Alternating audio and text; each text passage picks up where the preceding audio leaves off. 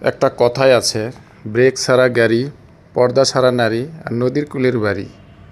এই তিনটি জিনিসের কোনো ভরসা নাই। এটা যে কোনো সময় আপনার কাছ থেকে দূরে চলে যেতে পারে। এই যে দেখেন নদীর ভাঙন, নদী ভেঙে কত বাড়ি এই নদীতে চলে গেছে।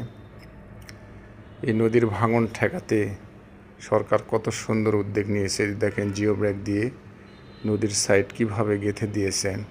আবার এই যে ব্লক নিয়ে আসছে, ব্লক ফেলাচ্ছে। জনগণের জন্য সরকার অনেক ভালো ভালো উদ্যোগ নিচ্ছে। আসলে নদীর ধারের বাড়ি যাদের, তারাই বুঝতে পারে এর কষ্টটা। নদীর ধারের বাড়ি, নদী দেখতে যেমন সুন্দর তেমন এর জ্বালাও আছে অনেক। এই নদীটি বরিশালের একটি নদী। এই নদীতে প্রচুর ইলিশ মাছ পাওয়া যায়। কার কার বাড়ি নদীর ধারে অবশ্যই জানাবেন, এবং নদী দেখতে কার কার ভালো লাগে। ধন্যবাদ।